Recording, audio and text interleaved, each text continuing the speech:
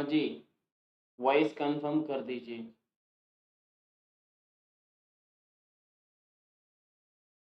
जितने भी student live हैं एक बार वॉइस कंफर्म कर दो।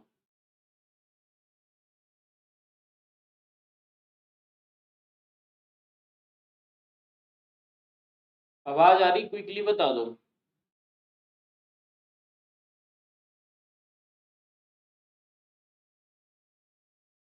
चलिए, तो सेशन की करते हैं शुरुआत। और आज हमारा सॉफ्टवेयर वाला पार्ट कंप्लीट हो जाएगा। दो ही टॉपिक बचेंगे, इंटरनेट और एमएस ऑफिस। ठीक है, आप जिस टॉपिक की शुरुआत करने के लिए बोलेंगे उसी से हम स्टार्ट करेंगे। नेक्स्ट टॉपिक विंडोज और लाइनेक्स का मुझे एक लाइव क्विज कराना है, तो वो मैं करा दूंगा। ज़्यादा नहीं, 20 से 25 क्वेश्चन लेंगे किसी दिन। और क्योंकि हमारा जो स्ट्रक्चर है, उस स्ट्रक्चर के अंदर हमारे theory, PDF questions, live quiz, live test और क्विज, दोनों में से कोई और एक करना होता है।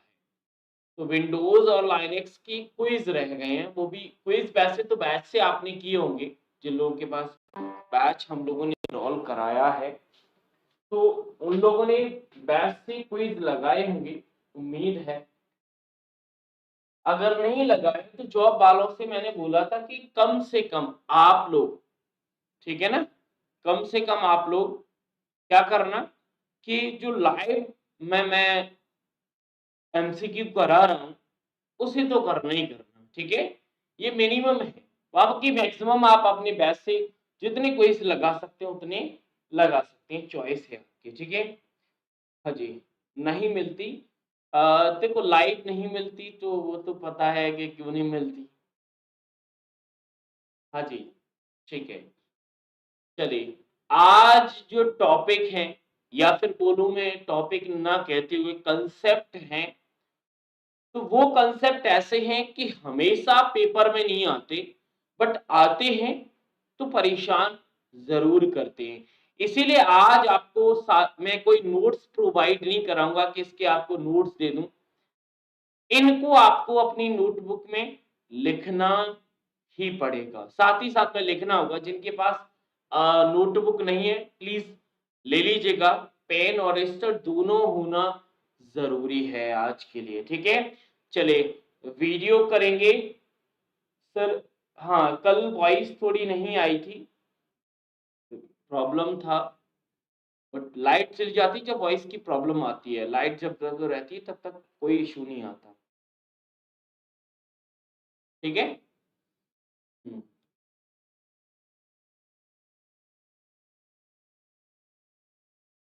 चलिए, सेशन की करते हैं शुरुआत। और टॉपिक का कंसेप्ट जो आज हमारे हैं उनको आपने नोटबुक में लिख ही लिया होगा, मैंने स्क्रीन पर रिप्रेजेंट कर दिया है। आज हम तीन इंपोर्टेंट कंसेप्ट के बारे में डिस्कस करने वाले हैं। ये कंसेप्ट ऐसे हैं, हमेशा पेपर में नहीं आते, बट जब आते हैं तब आपको प्रॉब्लम बहुत ज्यादा क्रिएट करते हैं। चलिए, तो पहला कंसेप्ट है हमारा सिस्टम कॉल्स। लिख लीजिएगा अपनी नोटबुक में, सिस्टम कॉल्स। अब सिस्टम कॉल, पहला जैसे ही हमने कंसेप्ट का नाम लिया तो पहला ही सवाल ये हमारे माइंड में आता है कि sir what is the system call, आखिर ये सिस्टम कॉल होता क्या है। तो system call is a request from computer software to a operating system kernel, यानी ऑपरेटिंग सिस्टम कर्नेल के लिए जो रिक्वेस्ट सिस्टम सॉफ्टवेयर के द्वारा भेजी जाती है उसे हम सिस्टम कॉल के नाम से जानते हैं। छोटी सी डेफिनेशन मैंने आपके सामने लिखी है, अगर आप लिखना चाहते हो तो यही डेफिनेशन आप अपनी नोटबुक में लिख सकते हैं। बाकी सिस्टम कॉल कंप्यूटर सॉफ्टवेयर के लिए ऑपरेटिंग सिस्टम कर्नेल से एक सर्विस का रिक्वेस्ट करने का एक तरीका है, यानी way of request to operating system kernel, क्योंकि हमने पढ़ रखा है ऑपरेटिंग सिस्टम का जो सबसे कोर कंपोनेंट है वो कर्नेल है। कर्नेल से अगर कोई सर्विस हमें करवानी है तो उसके लिए एक रिक्वेस्ट भेजनी होती है, उसी रिक्वेस्ट को हम सिस्टम कॉल कहते हैं। सिस्टम कॉल के मल्टीपल टाइप्स हैं, आपके सामने रिप्रेजेंट है। अगर मैं टाइप्स की बात करूं, processing control, file management, device management, information maintenance and communication, ये वो सिस्टम कॉल हैं जो किसी सॉफ्टवेयर के द्वारा ऑपरेटिंग सिस्टम के कर्नेल पर भेजी जाती हैं। अब इन सिस्टम कॉल के टाइप से ही डिफाइन होता है कि किस प्रकार की मतलब टास्क आपको परफॉर्म करना है क्विकली, ठीक है। अब एग्जाम में किस प्रकार से क्वेश्चन आता है, एग्जाम में जो क्वेश्चन आता है सिस्टम कॉल की डेफिनेशन, दूसरा सिस्टम कॉल के टाइप्स पर ये जो आपके सामने रिप्रेजेंटेड टेबल, इसी टेबल पर आपके एग्जाम में क्वेश्चन पूछा जाता है।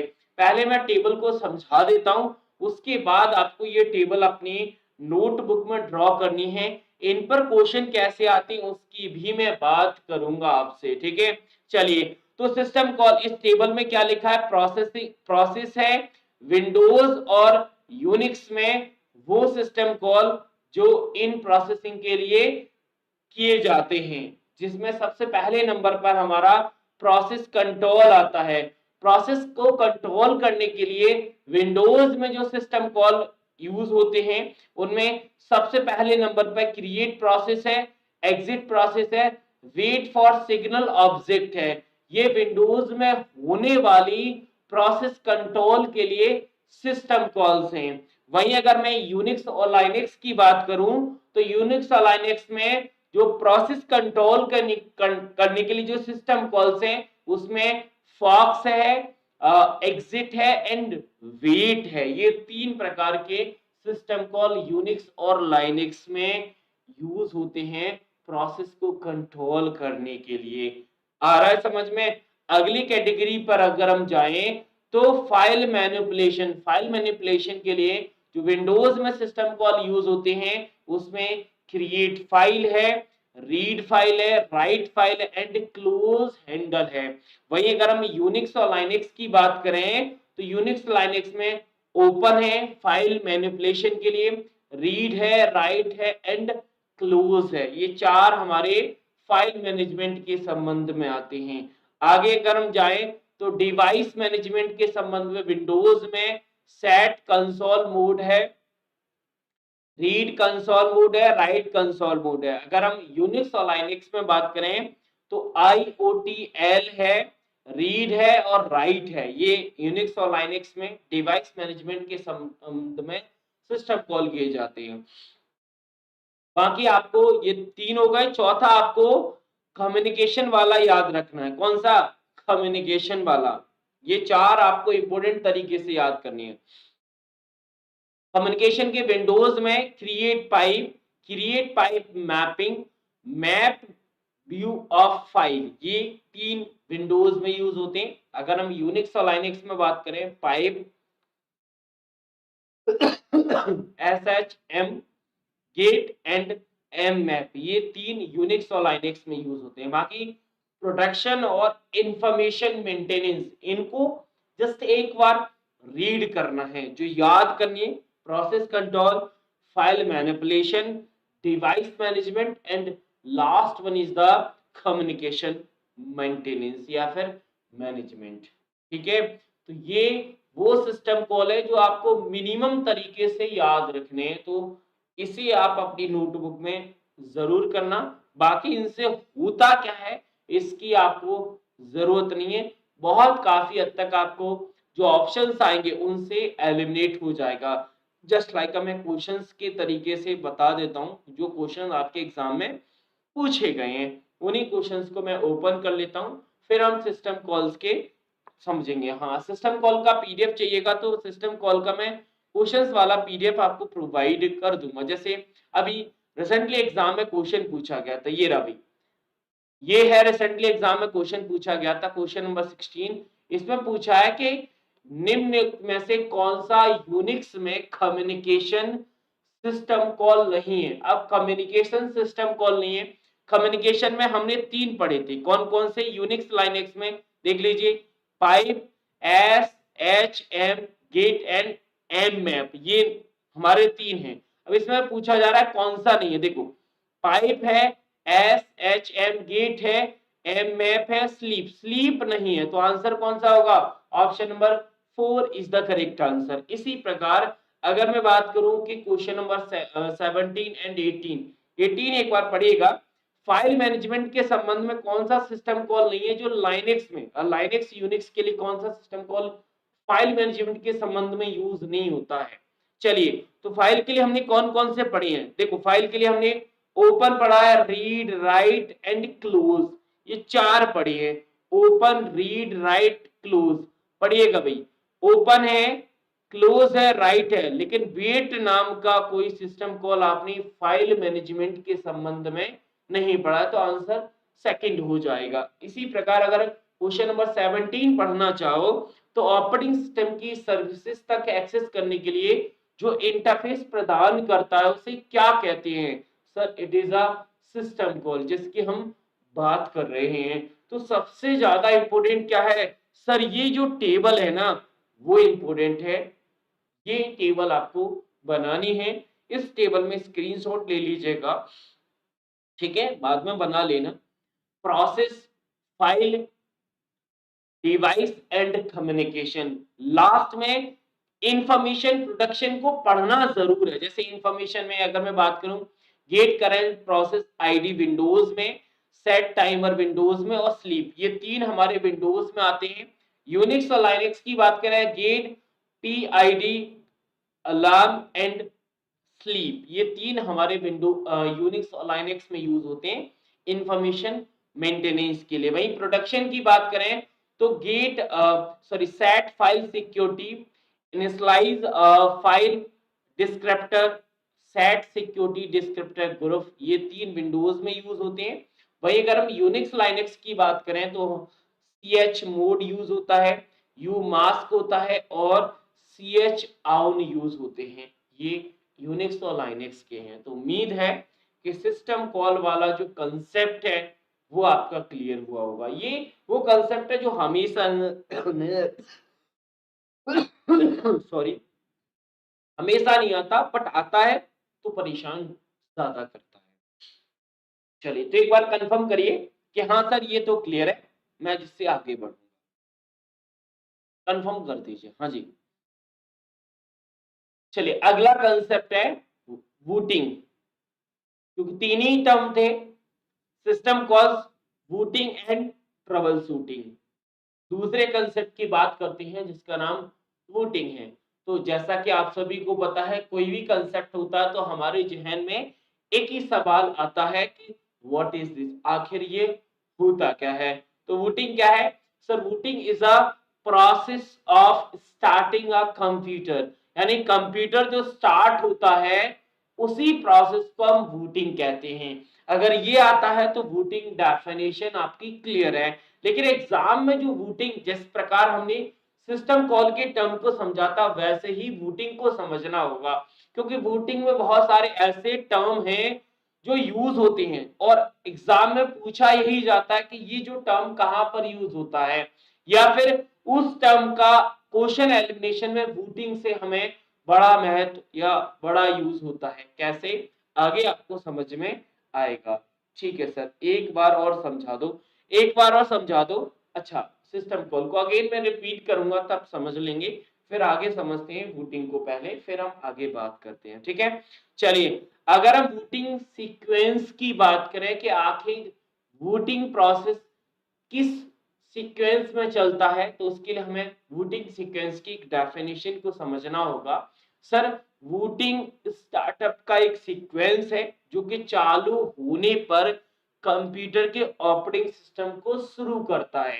मतलब वूटिंग स्टार्टअप का एक ऐसा सीक्वेंस है जो ऑपरेटिंग सिस्टम चालू करने के लिए प्रोसेस को फॉलो करता है, उसी को हम बूटिंग सीक्वेंस कहते हैं। बूटिंग सीक्वेंस में सबसे पहले नंबर पर हमारा बूट लोडर आता है, दूसरा बूट डिवाइस और तीसरा बूट सीक्वेंस। सर ये बूट लोडर, बूट डिवाइस या बूट सीक्वेंस होते क्या है, थोड़े इनको भी आप ब्रीफ कर देंगे तो ज्यादा आसान होगा।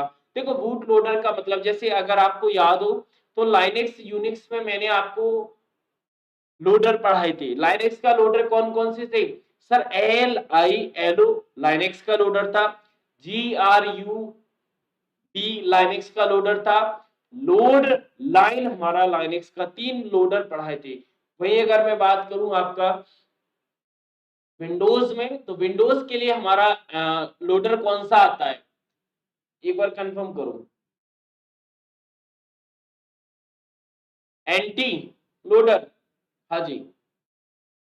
तो लोडर क्या करता है, लोडर हमारे कर्नेल को मेन मेमोरी में लोड कराने में हमारी मदद करता है, यही तो लोडर था। असल बूट डिवाइस क्या होती है? बूट डिवाइस का मतलब है कि हमारा ऑपरेटिंग सिस्टम आखिर किस डिवाइस में है। एग्जाम्पल की अगर मैं बात करूं तो हमारा ऑपरेटिंग सिस्टम हार्ड ड्राइव में होता है जिसे HDD कहते हैं, फ्लॉपी डिस्क में होता है तो उसे हम बूट ड्राइव कहते हैं। और बूट सीक्वेंस क्या होता है?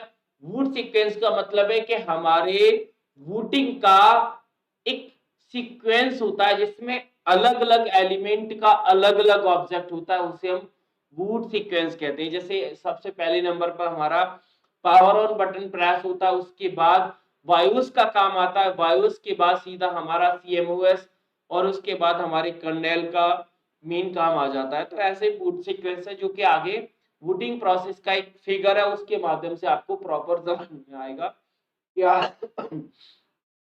आखिर ये बूट सीक्वेंस काम कैसे करता है। तो उसके लिए हमें आगे बूटिंग के टाइप को पढ़ना होगा। बूटिंग हमारी 2 प्रकार की होती है, मतलब हमारा कंप्यूटर 2 प्रकार से चालू होता है, जिसमें सबसे पहले नंबर पर हमारा कोल्ड, जिसे हम ठंडा समझ गए होंगे नाम से, और तीसरा दूसरा है वार्म। इस कोल्ड को हम हार्ड बूट भी कहते हैं और इस वार्म को हम सॉफ्ट बूट के नाम से भी जानते हैं।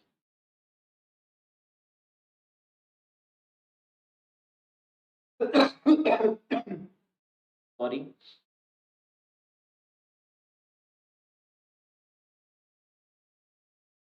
अब अगर मैं बूटिंग के टाइप को डिफाइन करूं तो एक टाइप को पहले आप पकड़ लो जिसे वार्म बूट कहते हैं। वार्म बूट का मतलब है कि जब यूजर कंप्यूटर को रीस्टार्ट करता है उसे वार्म बूट या फिर सॉफ्ट बूट का नाम देते हैं। बाकी जो हमारा प्रोसेस है उसे कोल्ड या हार्ड बोलेंगे। कहने का मतलब है जैसे आपने कंप्यूटर बंद कर दिया, यानी अपनी कंप्यूटर की जो पावर है वो अनप्लग कर दी, फिर से प्लग इन करने के बाद जब चालू होता है उसे हम कोल्ड बूट कहते हैं। हमारा कंप्यूटर चालू है उसे हम रीस्टार्ट करें तो उसे वार्म बूट कहते हैं। दोनों का डेफिनेशन बहुत ही क्लियर है। कंप्यूटर अभी बंद कर दिया, आप 2 मिनट बाद चालू करें कोल्ड बूट होगा। आपका कंप्यूटर चालू है, रीस्टार्ट करें तो हमारा वार्म बूट है।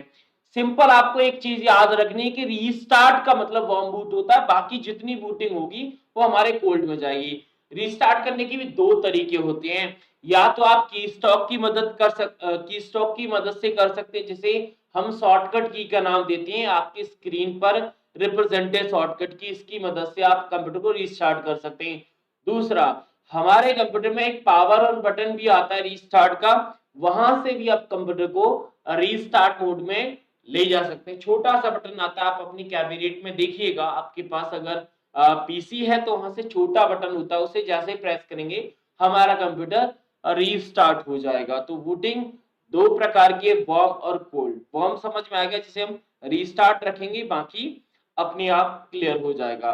अब बूटिंग प्रोसेस देखो, बूटिंग प्रोसेस के अगर मैं स्टेप की बात करूं तो ओवरऑल देखा जाए तो हमने 6 स्टेप में इस बूटिंग प्रोसेस को डिवाइड किया है, जिसमें सबसे पहले नंबर पर, अभी आपको फिगर नहीं बनाना, फिगर में आपको बताऊंगा कौन सा बनाना है बूटिंग प्रोसेस का, उससे बनाना। पहले स्टेप समझ लीजिए। पहला स्टेप रहता है कि हमारा बायोस लोड होगा, दूसरे स्टेप में पोस्ट इज कंप्लीट है, यानी पोस्ट को कंप्लीट किया जाएगा। तीसरे स्टेप में ओएस को लोड किया जाएगा। चौथे स्टेप में हमारे सिस्टम का कॉन्फ़िगरेशन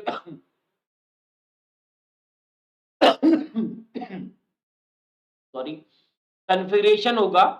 और फिफ्थ स्टेप में सिस्टम यूटिलिटीज आर लोड। और सिक्स नंबर का स्टेप है जिसमें हमारा यूजर का ऑथेंटिकेशन होगा।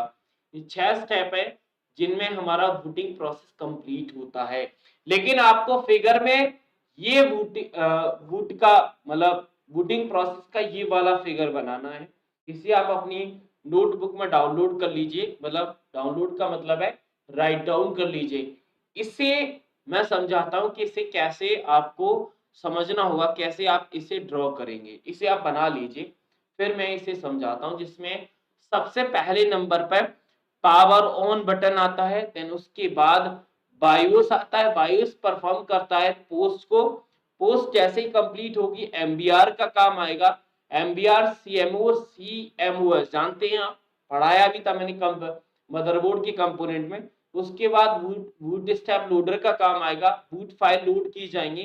फिर कर्नेल लोडिंग होगा, कर्नेल लोडिंग के बाद हमारा ओएस रनिंग मोड में आ जाएगा। और ओएस रनिंग मोड के बाद डेस्कटॉप आएगा। लेकिन इस डेस्कटॉप से पहले यहाँ पर आप यूजर ऑथेंटिकेशन जरूर लिखिएगा, यूजर ऑथेंटिकेशन जरूर लिखिएगा। यूजर को ऑथेंटिकेट किया जाता है डेस्कटॉप से पहले, ठीक है।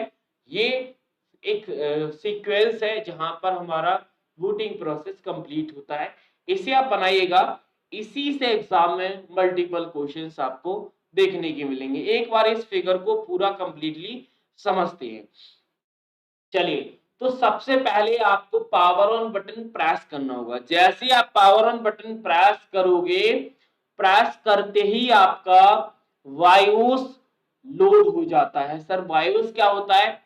Basic input output system. यानी सर बायोस होता कहां पर है? सर रोम मेमोरी में। यानी हमारी बायोस से पहले रोम ही एक्टिव होगा, जो परमानेंट होता है, जिस मेमोरी में कोई डेटा आप चेंज नहीं कर पाएंगे। और बायोस को एज हम फर्मवेयर भी मानते हैं। अब बायोस का काम क्या रहता है? सर बायोस हमारे पोस्ट को परफॉर्म करता है। सर ये पोस्ट क्या है? Power on self test. यानी बायोस का काम रहता है जितने भी पेरिफेरल्स हैं, चाहे वो हमारे की इनपुट डिवाइस हो, आउटपुट डिवाइस हो, यानी वो डिवाइस जो सिस्टम के लिए जरूरी है।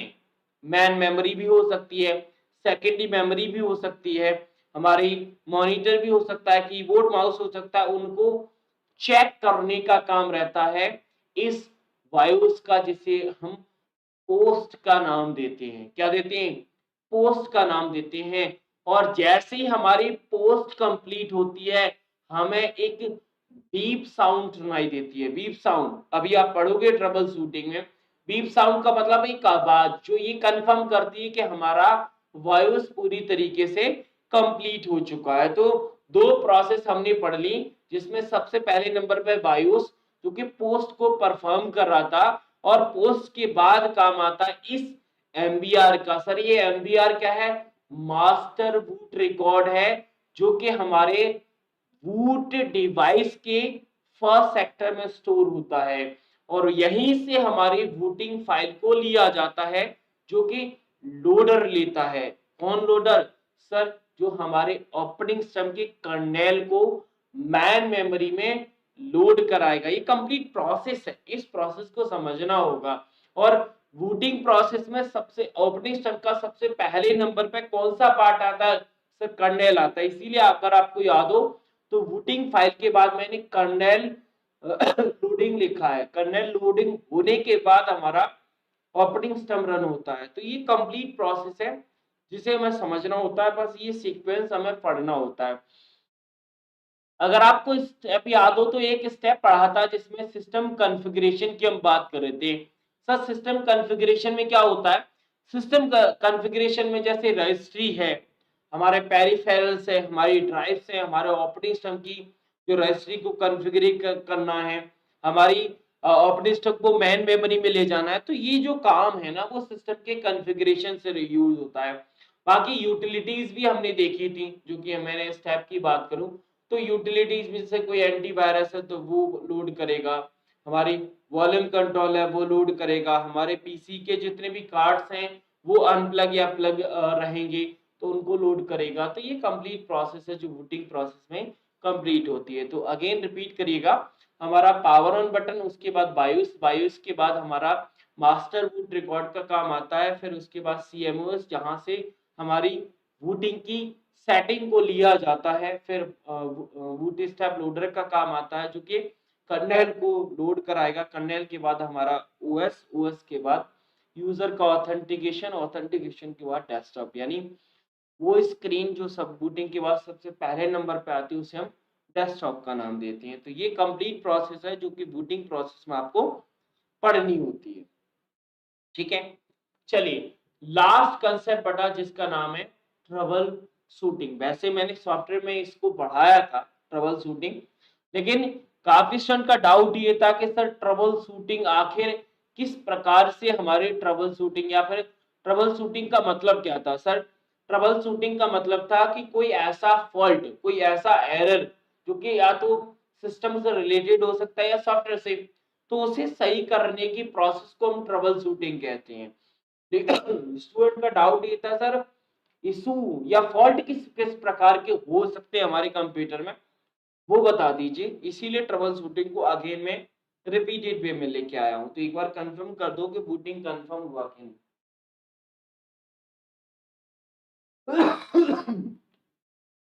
हाँ जी,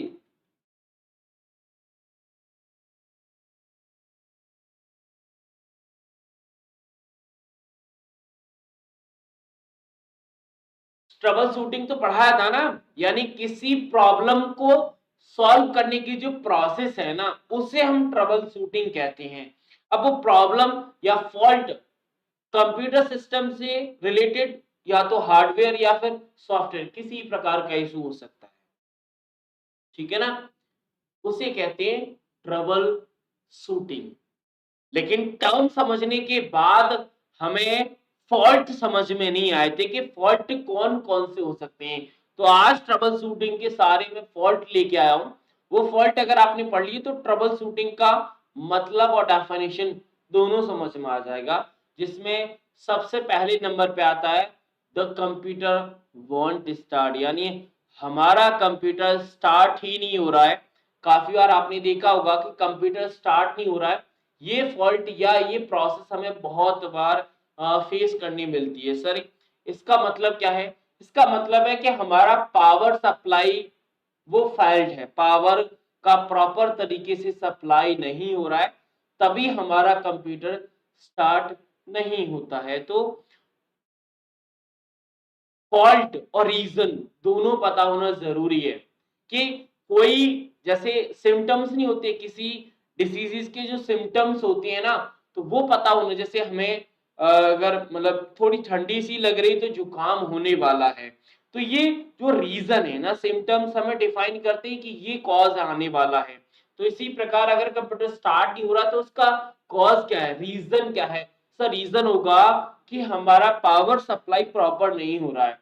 दूसरा दूसरा जैसे स्क्रीन काफी बार आपकी ब्लैंक हो जाती है, मतलब ब्लैंक का मतलब काली हो जाती है, खाली काली मतलब बिल्कुल खाली खाली हो जाती है। तो इसका इशू क्या हो सकता है, इसका इशू का मतलब है कि आपका जो मॉनिटर का जो पावर है ना वो प्रॉपर तरीके से कनेक्टिविटी नहीं है, मतलब मॉनिटर के अंदर जो पावर का सप्लाई है वो प्रॉपर तरीके से नहीं किया गया, तो उस समय हमारी जो स्क्रीन है वो ब्लैंक हो जाती है। ठीक है ना, समझ में आया। यानी हमारे कंप्यूटर और स्क्रीन के बीच का जो कनेक्शन है उसमें इशू है, तब हमारी स्क्रीन ब्लैंक हो जाती है, मतलब खाली जिसे कहते हैं। काफी बार आपने देखा होगा कि हमारा विंडोज ही बूट नहीं कर रहा है, हमारा विंडो बूट नहीं कर रहा है। तो विंडो बूट करने का मतलब है कि हमारा विंडो की जो रिकवरी डिस्क है ना उसे आप रीइंस्टॉल कर लीजिए, तब हमारा विंडो, यानी विंडो बूट नहीं करेगा इसका मतलब विंडो नहीं है, तो उसे रीइंस्टॉल करना पड़ेगा तभी हमारा विंडो रन करेगा। नेक्स्ट हमारी द स्क्रीन इज फ्रोजन, मतलब फ्रोजन, इसका मतलब है स्क्रीन काफी बार जम जाती है, काफी बार हमारी स्क्रीन जम जाती है। सर इसका मतलब क्या है? इसका सिंपल सा मतलब है कि काफी बार हमारी मतलब हम मतलब इनसफिशिएंट रैम मेमोरी के हिसाब से साइन इन कर लेते हैं।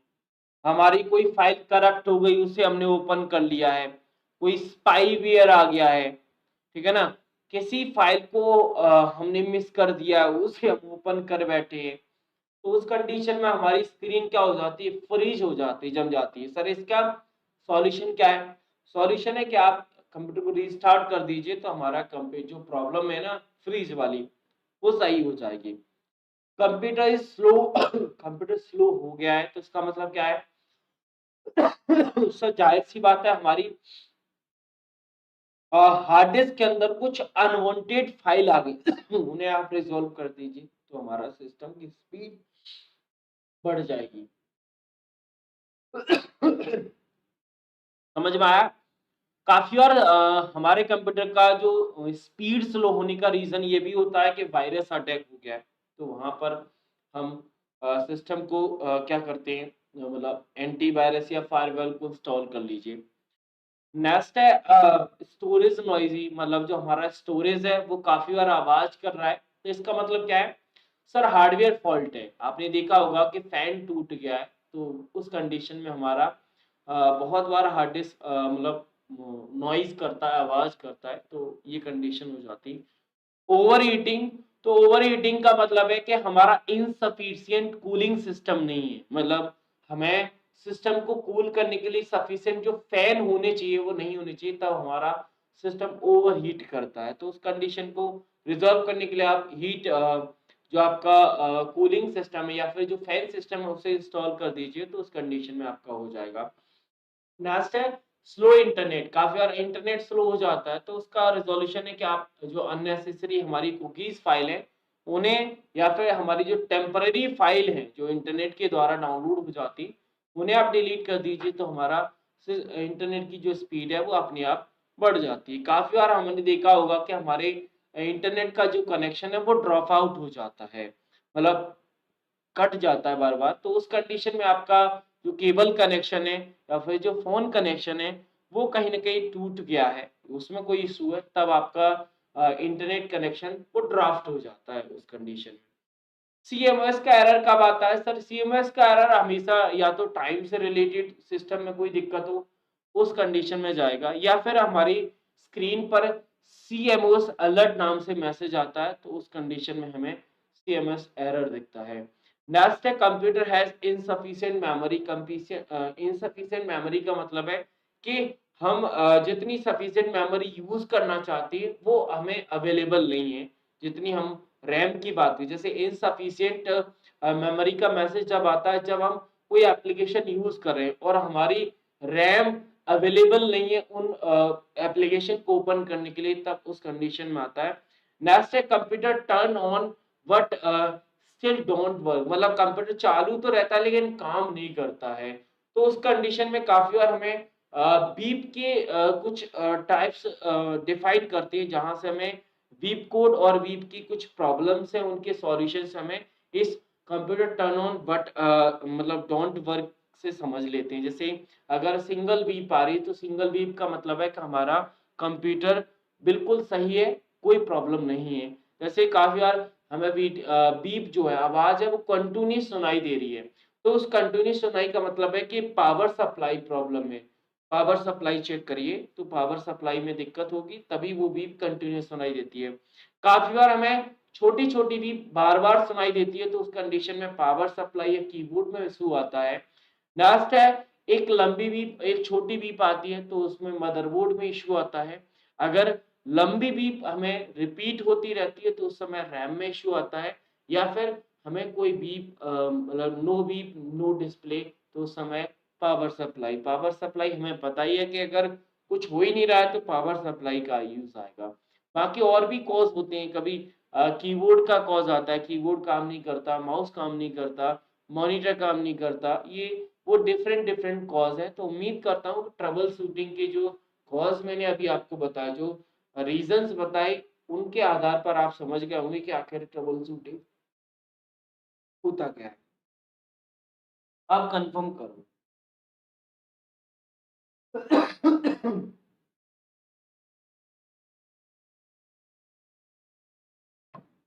अब कंफर्म कर दो। यहां पर हो जाते हैं तीनों, हाँ पेपर में नहीं आते। पेपर में इससे रिलेटेड कुछ प्रैक्टिकल क्वेश्चन बनाए जाते हैं। जैसे एक वीक सुनाई दे रही, इसका मतलब क्या है कि अगर हमें प्रिंटर प्रॉपर तरीके से रखना है, हमें रैम प्रॉपर तरीके से काम करनी है, हमें बैक डेटा मतलब डेटा का बैकअप लेना है, तो फिर क्या करना चाहिए। इस प्रकार के कुछ प्रैक्टिकल क्वेश्चन आते हैं जो कि ट्रबल शूटिंग की प्रॉब्लम को समझाते हैं। तो अगर मैं रिपीट करूं तो सबसे पहले हमने सिस्टम कॉल को समझा था। और सिस्टम कॉल क्या था कि कोई कंप्यूटर का जो सॉफ्टवेयर है, हमारे ऑपरेटिंग सिस्टम के कर्नेल से जो रिक्वेस्ट भेजता है, उसको प्रोसेस करने के लिए कोई काम करने के लिए बताता है, उसी रिक्वेस्ट को हम सिस्टम कॉल कहते हैं। सिस्टम कॉल के टाइप्स में हमने वैसे तो 6 टाइप पढ़े थे, बट हमें एग्जाम पॉइंट ऑफ व्यू से 4 को ही डिफाइन करना था, जिसमें प्रोसेस कंट्रोल था, फाइल मैनेजमेंट था, कम्युनिकेशन एंड डिवाइस मैनेजमेंट, साथ ही साथ में इंफॉर्मेशन एंड हमारा इंफॉर्मेशन के साथ साथ मेंटेनेंस और इंफॉर्मेशन के अलावा एक और था जो मेरे माइंड से निकल गया, आप कमेंट बॉक्स में बताइए। और दूसरा टर्म था वूटिंग। वूटिंग में हमने देखा था वूटिंग के टाइप को और वूटिंग की कंप्लीट प्रोसेस को, ठीक है। और लास्ट में हमने ट्रबल शूटिंग अभी समझा। ट्रबल शूटिंग का मतलब था कि हार्डवेयर या फिर सॉफ्टवेयर किसी प्रकार का फॉल्ट हो, उसे सही करने की प्रोसेस को हम ट्रबल शूटिंग कहते हैं। प्रॉब्लम तब सही कर पाओगे जब आपको पता होगा कि आखिर ये प्रॉब्लम आती क्यों है, तब हम उस प्रॉब्लम को सॉल्व कर सकते हैं, ठीक है। तो ये था कंप्लीट सेशन। आज का सेशन ऐसा था कि हमेशा पेपर में नहीं आता, बट जब आता है तब आपको प्रॉब्लम जरूर होती है, ठीक है। हाँ जी।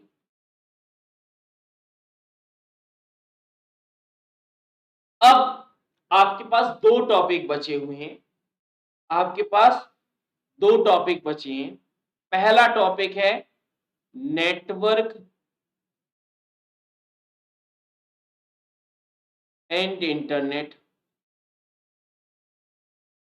और दूसरा टॉपिक है एमएस ऑफिस। कल हमें किस टॉपिक की शुरुआत करनी है वो आप कमेंट बॉक्स में मुझे जरूर बता दीजिएगा। या हम इंटरनेट या नेटवर्क की शुरुआत करें या फिर एमएस ऑफिस की करें। देखो, एमएस ऑफिस में कम से कम आपको 15 दिन लगेंगे,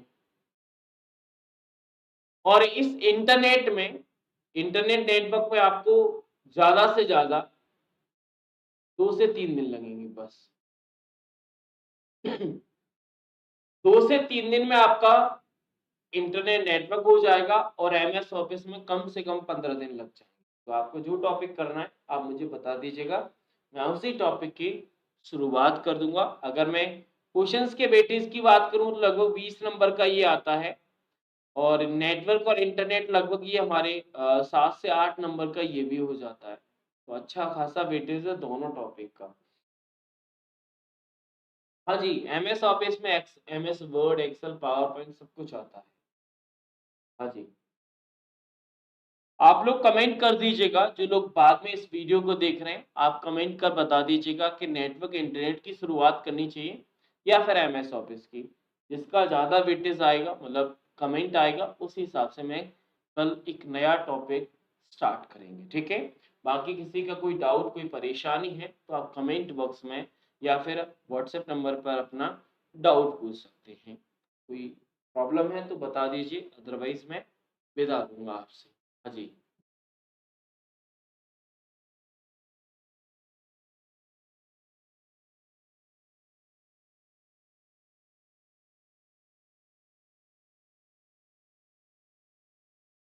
क्विकली बताओ। हाँ जी, किसी को कोई परेशानी, डाउट?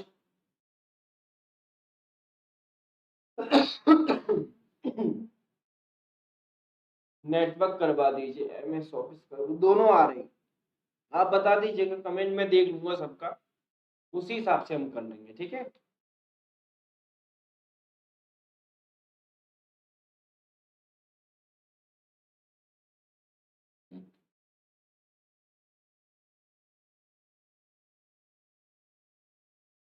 चलिए फिर मैं मिलता हूँ कल सेम टाइम पर, ठीक है? Same time.